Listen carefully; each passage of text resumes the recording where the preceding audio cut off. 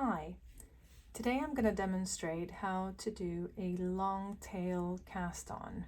I'm sure you've heard about this in a lot of tutorials, but as I'm designing my first pattern, I thought I would send you all the little videos of the methods that I'm using.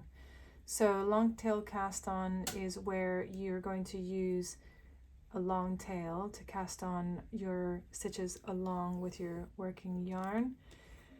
And what you're going to do is, they say that if you want to measure the length of it, well, that's a little bit tricky. Sometimes it works, sometimes it doesn't. But if you want to be sure, you just wrap your yarn around. I want to cast on 10 stitches for this example. So I'm going to wrap it around 10 times, 2, 3, 4, 5, 6, 7, 8, 9, 10, and that should sort of roughly give you the length for 10 stitches.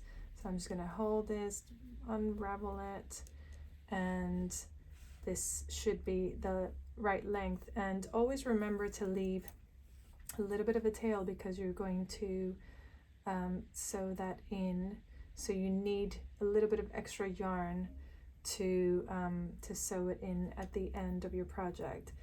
So what you need to do to cast on with the long tail cast on method is you're going to use your thumb and your index finger to hold the yarn a little bit taut, and what you can do with your middle fingers, you can hold the working yarn under it.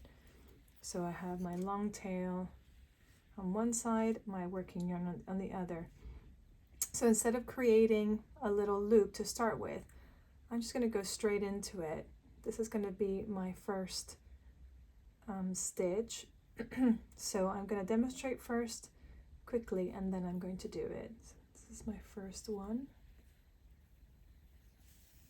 Now I have 2 stitches. So remember not to do it too tightly because you're going to knit into these stitches eventually. So you want to do it not too tight, but not too loose either. Just make sure that it's just not completely tight so that you can't go into those stitches when you knit in them. So I'm going to demonstrate again slowly. You're just going to go under your thumb, you're going to pivot to the front, and then you're going to wrap your yarn, your working yarn, over it, and then release. That's my third one. We're going to do it again. Remember to hold your long tail on your thumb, your working yarn on your index finger, and let's do this again. You're going to go under your thumb from the bottom, pivot to the front of your work, wrap the working yarn over, wrap your thumb over that stitch, and release, and just pull a little bit. And we're going to do it again. You're going to go under your thumb, pivot to the front, get your index finger over the needle, thumb over the needle, and release. I'm telling you in different ways so you can find your little groove. Under your thumb, over the needle, and pull. Do it one more time. Under the yarn, over the needle, and pull. So now 1, 2, 3, 4, 5, 6, 7. 3 more times. I'm going to go under your thumb, over, release. Do it one more time slowly.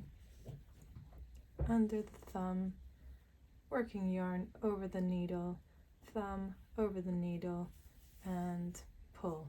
And what you're going to be pulling is not your working yarn, you're going to be pulling your long tail. That's what's going to create this lovely little ridge here. And if you're wondering what the benefits are, it's a little bit neater. I prefer it. It also gives you a more secure stitch and a much more even stitch. And it's also going to be easier when you try and graft it, if you're grafting the ends. In this case, for this project, you would be. So I'm going to do it. See how many stitches I have. I have 9. One more time. Under your thumb, over the needle, and over. And you go. 4, 8, 10 stitches. And that's how you do the long tail cast on method. Thank you for watching.